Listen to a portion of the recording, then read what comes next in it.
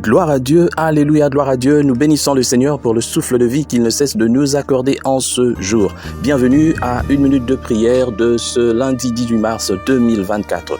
Nouvelle semaine, nouvelles opportunités avec Jésus-Christ et nous y allons tout doucement en cette année. Que le nom de Jésus soit glorifié et je bénis le Seigneur dans vos vies et je demande à Dieu de pouvoir réaliser vos vœux le plus chers, mais qui aillent avec sa volonté. Alors aujourd'hui, le Seigneur a mis en mon cœur le désir de partager avec vous ce passage de Matthieu, chapitre 16, les versets 2, 3 et même 4. Nous lisons au nom de notre Seigneur Jésus-Christ. Jésus leur répondit, et c'était aux pharisiens bien sûr, « Le soir vous dites il fera beau car le ciel est rouge, et le matin il y aura de l'orage aujourd'hui car le ciel est d'un rouge sombre. Vous savez discerner l'aspect du ciel, et vous ne pouvez discerner les signes des temps. Une génération méchante et adultère demande un miracle. Il ne lui sera donné d'autre miracle que celui de Jonas. Puis, il les quitta et s'en alla. Une génération rebelle, méchante, adultère demande un miracle, mais elle n'aura jamais ce miracle si ce n'est celui de Jonas. Le miracle de Jonas, c'est quoi? Le miracle de Jonas, eh bien celui de se retrouver vivant dans un gros poisson pendant beaucoup de temps, tout simplement parce qu'il n'avait pas voulu suivre ce que Dieu lui avait commandé. Je m'aimerais m'attarder à cet aspect de choses. Mon frère, ma sœur, aujourd'hui encore, nous vivons une époque où beaucoup de Jonas, beaucoup.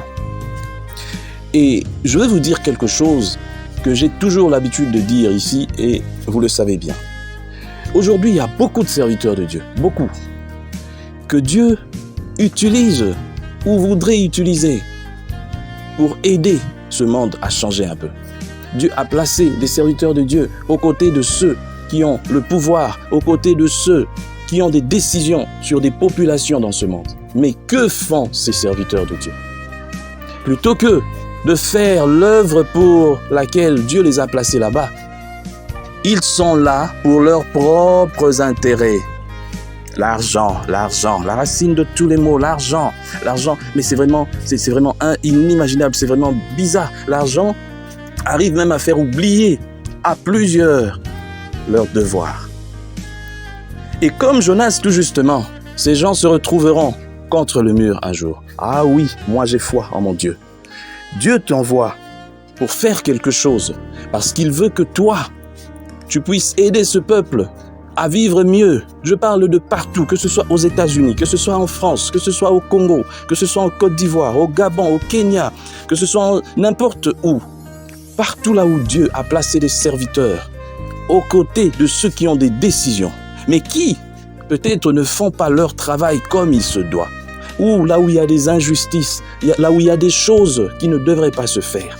Ces serviteurs de Dieu qui ne font pas leur travail se retrouveront un jour comme Jonas, dans une situation où ils seront obligés de faire ce travail. Parce que tout simplement, Dieu veut délivrer son peuple. Imaginez si Moïse refusait d'aller voir Pharaon. Imaginez un peu que serait la suite. C'est vrai, Dieu pouvait susciter toujours quelqu'un d'autre, mais peut-être après beaucoup de temps.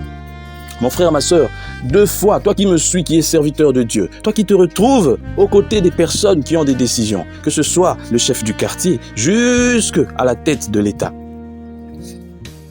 Si tu ne fais pas ce que Dieu te commande de faire, je te le répète encore ce matin, tu finiras par te retrouver dans le ventre d'un poisson. Et Jonas, ici, on parle de ventre d'un poisson, mais je ne sais pas, c'est tout simplement une symbolique pour dire que Dieu va te placer dans une situation telle que tu préférerais même que Dieu ne t'ait pas envoyé. Et si Jonas s'en était sorti, ne pense pas que tu t'en sortiras. Parce que Dieu nous envoie nous tous avec un but. Dieu ne t'a pas donné cette position que tu occupes pour rien, pour ton propre confort, pour que toi tu te sentes à l'aise, pour que non. Des fois Dieu te met aux côtés de ces gens pour que tu sois leur conseiller, mais conseiller dans le bien. Mais lorsque toi, tu commences à t'enivrer du vin, pas dans le sens littéral, mais t'enivrer du vin dans le sens où tu as maintenant au fait l'ivresse des dollars qui te tombent comme ça, parce que tu as cette porte ouverte que tu peux voir, cette autorité quand tu veux, tu peux te servir pour toi, pour ta femme, pour tes enfants, pour je ne sais pas qui. Sache que Dieu fera de toi le nouveau Jonas. Si vous êtes à plusieurs, vous serez plusieurs dans cette situation. Et Dieu suscitera. J'aime toujours la parole de Dieu. Et puis j'aime toujours mon Dieu parce que Dieu n'est pas obligé de travailler seulement avec toi. Et ça, tu dois le savoir aujourd'hui. Si tu ne veux pas faire l'œuvre de Dieu, Dieu passera par quelqu'un d'autre pour le faire. Il passera par quelqu'un d'autre. Tu seras évincé et tu vas rester dans les oubliettes comme quelqu'un qui était grand, mais qui aujourd'hui n'est rien. Rien. Oui, rien. J'aimerais que cette parole arrive aux oreilles de tous ceux-là qui sont concernés dans ce monde. Vous qui êtes connus comme serviteurs de Dieu, mais qui avez cette facilité de côtoyer ceux qui ont le destin des populations dans ce monde. Quel travail faites-vous? Vous cachez la vérité. Vous aimez bien raconter du n'importe quoi parce que vous avez besoin de votre confort à vous. Mais je vous le répète encore, Dieu vous le dit ce matin, vous finirez comme Jonas. Que Dieu bénisse sa parole et qu'il nous aide à pouvoir toujours faire son œuvre, de ne pas laisser son œuvre au profit de nos propres intérêts. Nous prions. Seigneur, merci. Merci de nous aider, Seigneur, à toujours faire ce que toi tu nous commandes. Lorsque tu nous as appelés, Seigneur, aide-nous à remplir notre mission comme il se doit. Que nous ne puissions pas considérer nos propres intérêts, mais plutôt les intérêts, Seigneur éternel, qui sont les tiens. Merci, Seigneur, de nous donner ce pouvoir, cette force.